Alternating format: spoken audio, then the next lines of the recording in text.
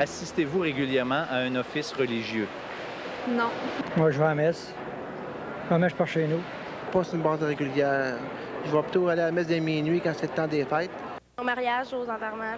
Je trouve ça très ennuyant. Non. Ça m'intéresse, mais je ne participe pas à des offices religieux. Non, malheureusement. Seulement lors des décès ou des baptêmes, par obligation familiale. Assistez-vous régulièrement à un office religieux, peu importe la religion? Non, du tout. Je vais rarement à l'église, même à Noël.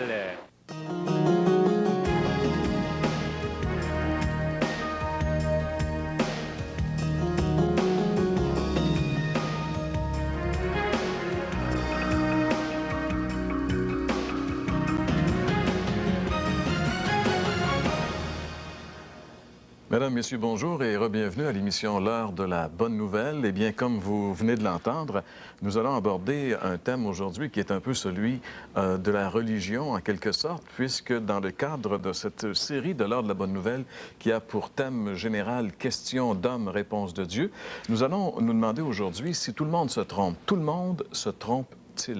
C'est une question qui est très importante, à laquelle on va laisser la Bible répondre. Et c'est notre ami Gaston Jolin qui aura le plaisir de nous guider dans la recherche de cette réponse dans la Bible aujourd'hui. En effet, oui.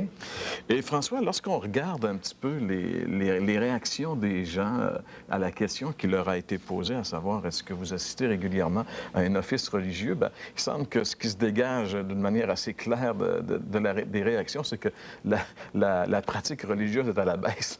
C'est vraiment dramatiquement à la baisse. Hein? Mais je pense que les gens aujourd'hui font ce qu'ils croient. Ils font vraiment ce qu'ils pensent. Et à ce point de vue-là, il y a quand même quelque chose de positif là-dedans, c'est qu'ils sont sincères et honnêtes avec eux-mêmes et refusent de faire des choses qu'ils considèrent souvent comme des choses hypocrites. Mais il y a une question à se poser. Pourquoi? Parce que, en fait, ça répond pas ou ça répond plus. On devrait dire ça répond pas à un besoin des personnes. Et comme quelqu'un le disait, est-ce que des fois, le besoin, est-ce qu'il se fait sentir? C'est peut-être que les gens n'ont plus besoin de...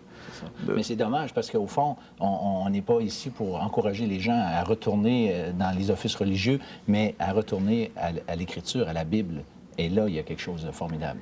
Et justement, nous, c'est ce qu'on veut faire. On veut ensemble, au cours de cette émission, aller voir ce que la Bible a à dire concernant ce sujet. Tout le monde se trompe-t-il?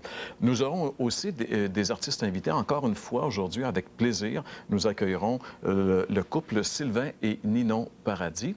Mais pour l'instant, si vous le voulez bien, nous allons aller retrouver François à la chronique La Bible répond.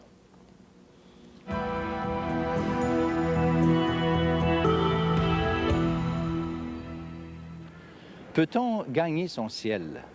À cette question, je répondrai par une autre question. Si je puis gagner mon ciel, pourquoi Jésus est-il venu? Si nous disons que Jésus est venu pour nous sauver, comment pouvons-nous prétendre pouvoir gagner son ciel? Affirmer une telle chose est l'aveu même que l'œuvre de Jésus accomplie sur la croix est insuffisante pour nous sauver. La Bible dit que Dieu donne et qu'il donne simplement parce que nous sommes incapables de donner quoi que ce soit en échange de notre salut. Voici ce que Dieu dit par la bouche du prophète Ésaïe. « Toute notre justice est comme un vêtement souillé. » Ce verset nous indique que les meilleures de nos bonnes œuvres sont souillées devant Dieu. Réfléchissez, quand vous faites une bonne action, pour quel motif la faites-vous vraiment? Peut-être pour obtenir, par un juste retour des choses, que ceux qui vous entourent vous rendent l'appareil. Peut-être d'une façon plus subtile, pour obtenir la faveur de Dieu. Ou, bien encore, par simple orgueil, pour bien paraître.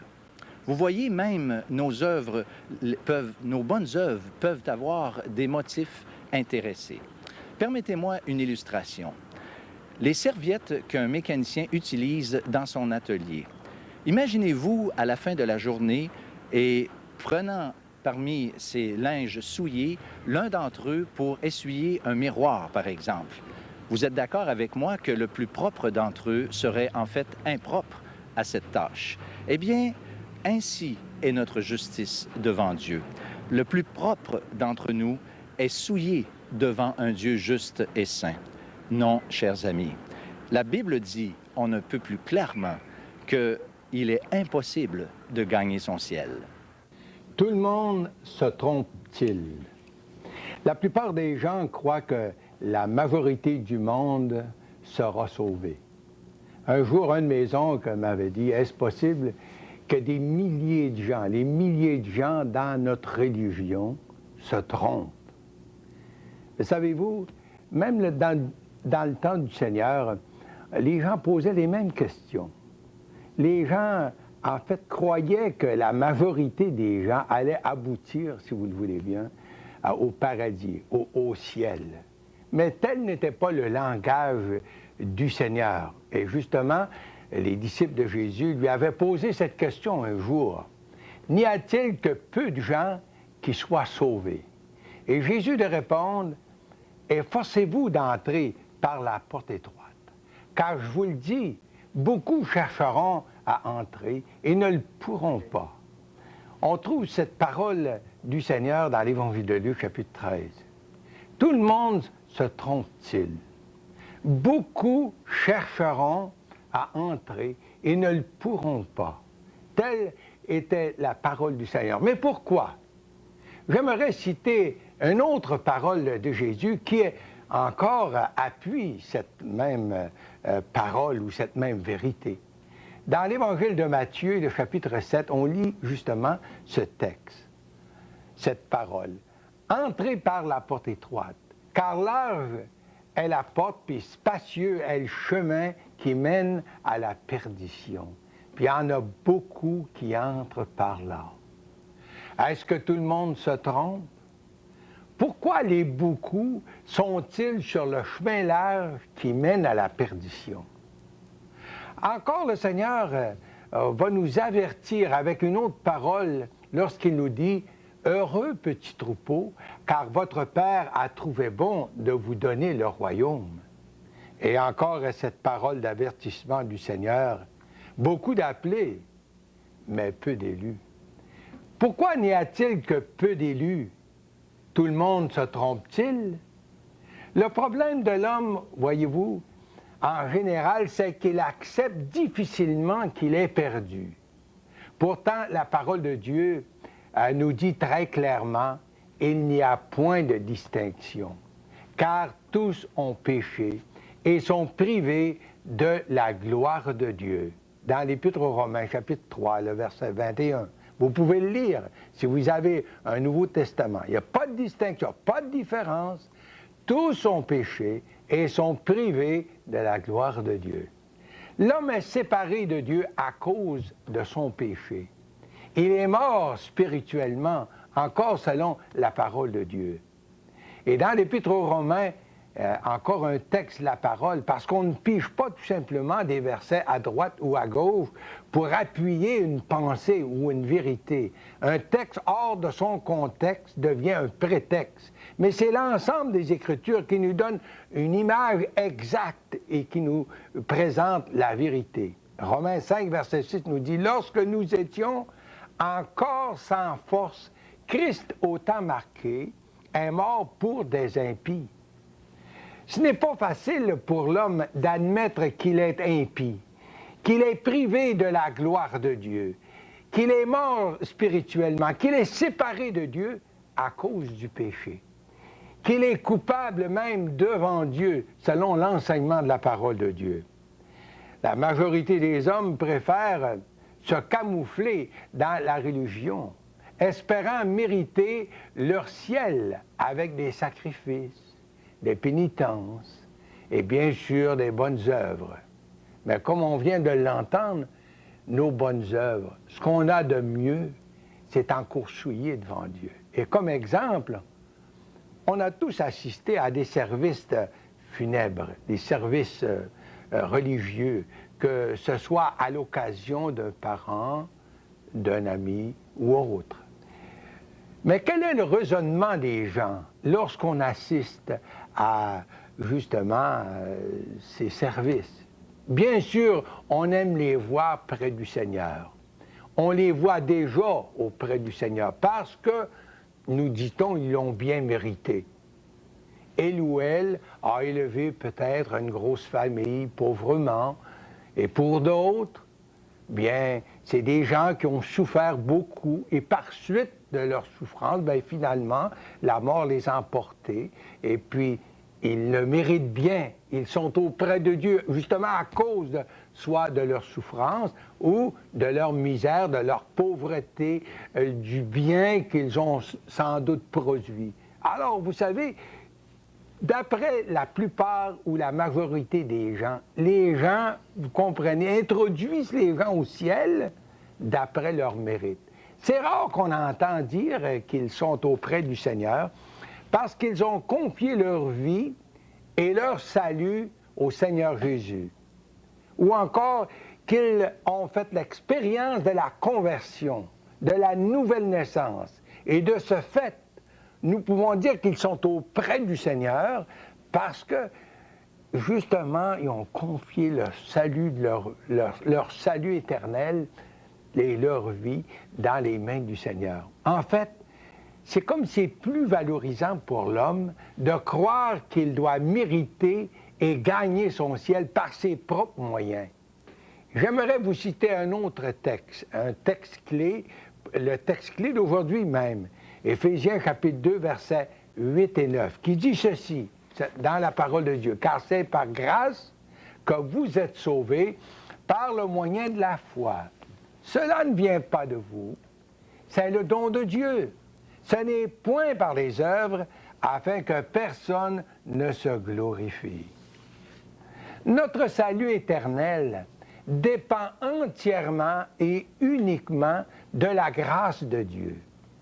Tout pécheur que nous sommes avons besoin de la grâce de Dieu pour être pardonnés, pour être sauvés et libérés de l'esclavage du péché.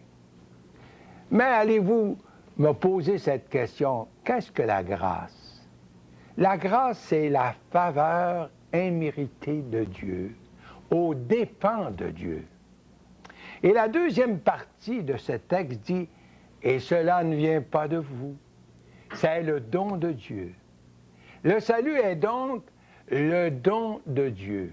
Et je veux bien souligner qu'un don, qu'il soit petit comme grand, ne demande aucune part, petite ou grande, de notre part. Le verset 9 de notre texte d'aujourd'hui nous rappelle « Ce n'est point par nos œuvres, afin que personne ne se glorifie. » Certaines personnes croient que lorsqu'ils comparaîtront devant Dieu, Dieu placera dans une balance toutes les bonnes œuvres qu'ils auront faites d'un côté et qu'il placera tout le mal commis de l'autre côté. Et si le bien l'emporte, ils auront un espoir de salut. Mais si le mal l'emporte, ils devront passer ex années dans le purgatoire, lieu inventé par la religion, aussi bien que les indulgences accumulées pour écourter leur temps dans ce prétendu purgatoire. Mais rien n'est plus faux et contraire au message de l'Évangile. Et même, je devrais dire que l'Évangile ne présente aucune trace d'un purgatoire. Nous sommes soit sur la route qui mène à la vie éternelle, nous sommes sauvés, ou encore nous sommes encore sur le chemin large qui mène à la perdition. Les bonnes œuvres qu'on aura faites ne peuvent jamais effacer le péché qu'on aura commis. Et n'oublions pas que rien de souillé, aucun péché n'entrera au ciel. Pour beaucoup d'autres personnes, ils croient bien sûr que Jésus a sacrifié sa vie en croix pour leur salut. Mais ils croient avoir besoin de produire des bonnes œuvres pour assurer leur salut. C'est un peu comme si l'œuvre de la croix n'est pas complète et parfaite, et qu'il faut y ajouter. Si tel sera le cas, mes amis, le salut de Dieu ne pourrait pas être le don gratuit de Dieu. Et le salut de Dieu ne pourrait être l'œuvre de la grâce de Dieu.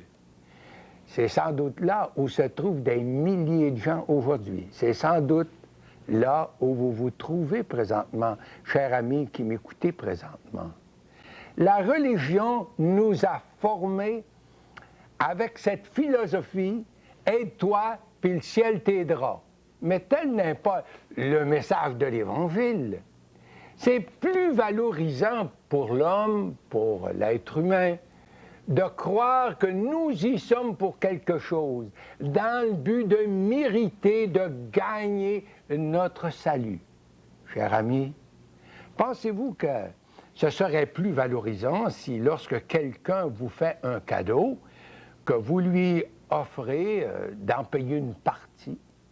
Alors, sans doute, vous allez me répondre, jamais de la vie. Si je devais en payer une partie, fût-elle petite, ça ne serait plus un don. Et pourtant, la parole de Dieu nous dit bien, c'est par grâce que vous êtes sauvés, par le moyen de la foi. Cela ne vient pas de vous, c'est le don de Dieu. Ce n'est point par les œuvres, afin que personne ne se glorifie. C'est ce qui est merveilleux avec le message de l'Évangile. Notre grand Dieu savait que nous étions pécheurs, et de ce fait que nous étions perdus, voués au jugement puis à la perdition éternelle. Mais parce qu'il nous aimait tant, il s'est engagé lui-même à pourvoir à notre salut en livrant son propre Fils pour nous tous. C'est ça la grâce et la miséricorde de Dieu. Et chers amis, c'est ce qu'on a tous besoin. Dans l'Épître de Tite, chapitre 2, verset 11, et vous pouvez lire avec moi, « Car la grâce de Dieu, source de salut pour tous les hommes, a été manifestée. Dieu a un seul plan de salut pour tous les hommes. Il ne faut pas penser que, peu importe ce que nous croyons, pourvu qu'on soit sincère, nous allons tous aboutir à la même place, le ciel.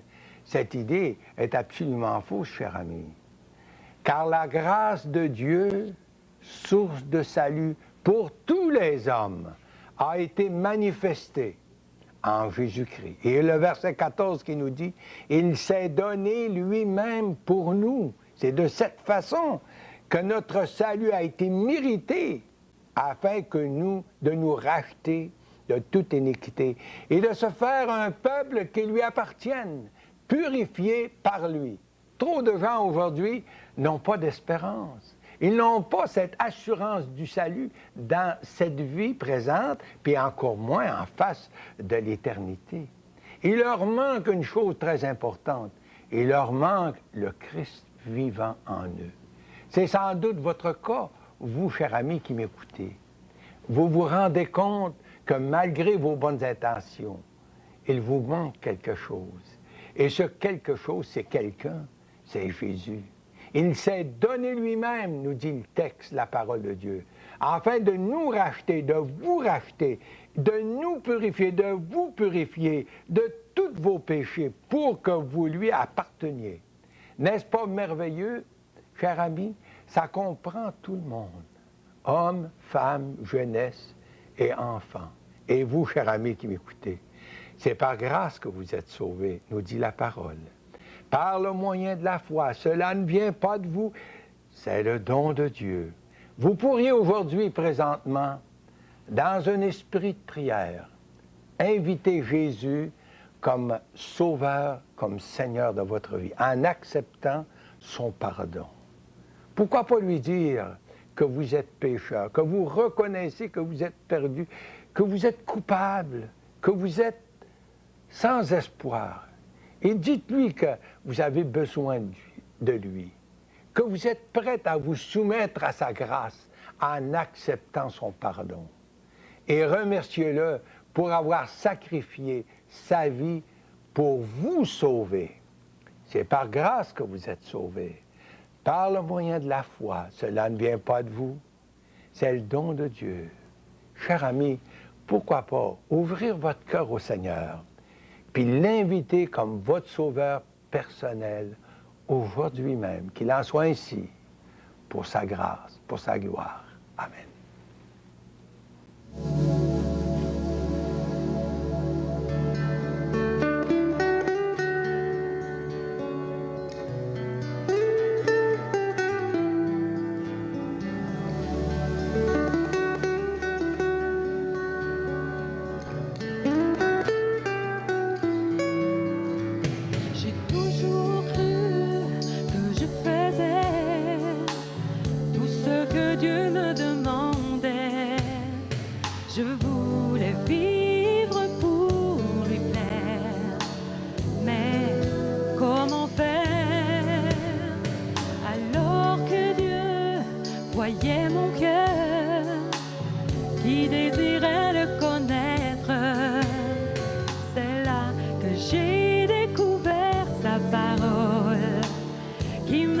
à la lumière. Voilà pourquoi ma vie a changé, que je ne suis plus la même. Mon cœur, mes projets et mes pensées, j'ai reçu une vie nouvelle.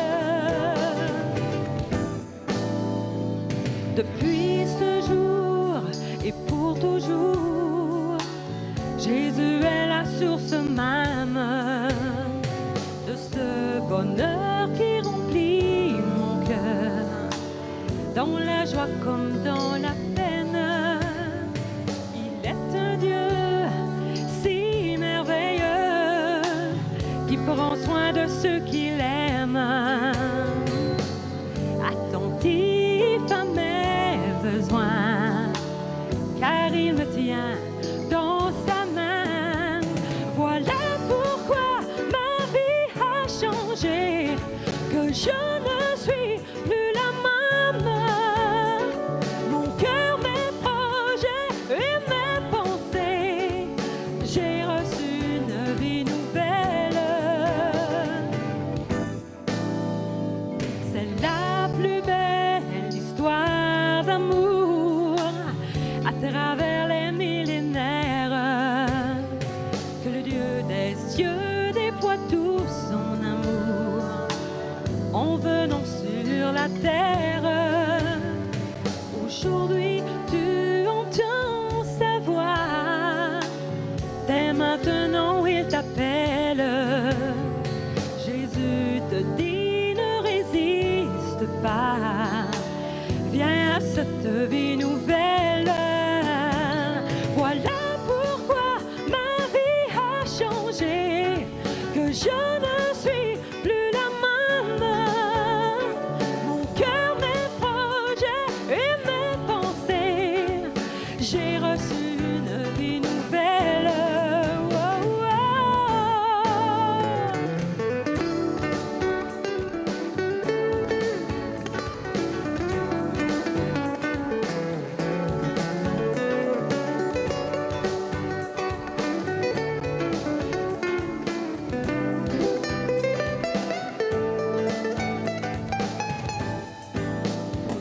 Voilà pourquoi ta vie peut changer et qu'elle ne sera plus la même. Ton cœur, tes projets et tes pensées, reçois cette vie nouvelle. Oh, entends Jésus qui t'appelle.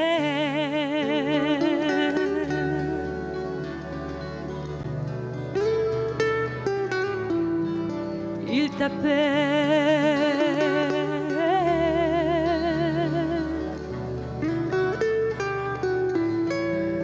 Il t'appelle.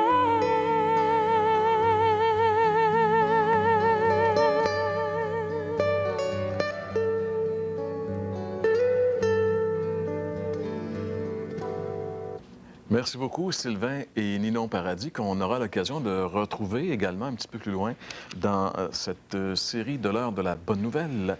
Gaston, tu nous as parlé pas mal aujourd'hui du fait que le salut de Dieu, il est par grâce, que c'est une faveur qui n'est pas méritée. Est-ce que tu peux nous dire un petit peu, il y a peut-être des gens qui nous écoutent et se disent ouais, c'est un peu nouveau, ça? Eh bien, il y a bien des gens qui mettent en question le fait qu'on peut dire vraiment qu'on est sauvé. Oui, oui. Et pourtant, c'est à travers toutes les Écritures, ça, Jean-Pierre. Hein, le Seigneur est venu chercher et sauver ce qui était perdu. Et Jésus de nous rappeler, je suis la porte, moi. Si quelqu'un entre par moi, il sera sauvé. Et ce terme « sauvé », c'est d'avoir l'assurance du salut, mais c'est dans la personne de Jésus. Et c'est pour nous aujourd'hui, c'est pour tous les gens qui nous écoutent. On a tout simplement à se tourner vers le Seigneur et puis l'accepter comme sauveur personnel et puis avoir à travers lui l'assurance du salut et de pouvoir dire « je suis sauvé, moi ». Ça dépend de la grâce de Dieu. Et puis c'est vrai de moi, je peux dire que je suis sauvé par la grâce de Dieu. Et comme toi, je crois, on est sauvé par la grâce de Dieu. C'est l'Écriture qui le confirme. C'est parce que c'est par la grâce qu'on peut avoir cette certitude. Absolument. Ça ne dépend pas de nous, ce qu'on aurait fait, Puis de nos mérites. mais uniquement de ce que Jésus a fait, lui, en notre faveur. Gaston, on parle souvent ici des déjeuners de l'espoir, parce que l'heure de la bonne nouvelle est associée au déjeuner de l'espoir. Dans la région de Rouyn-Noranda, est-ce que tu peux nous parler un petit peu de ce qui se passe? Oui, bien, on va justement commencer au début de l'année, vers la fin de l'année, du mois de janvier. À la fin de chaque mois, on va avoir un déjeuner de l'espoir à Rouyn-Noranda. Et puis là, bien, les gens ont seulement à capler le numéro qui paraît à l'écran. Et puis là, on va leur donner les endroits tous les détails. Et puis tous les détails.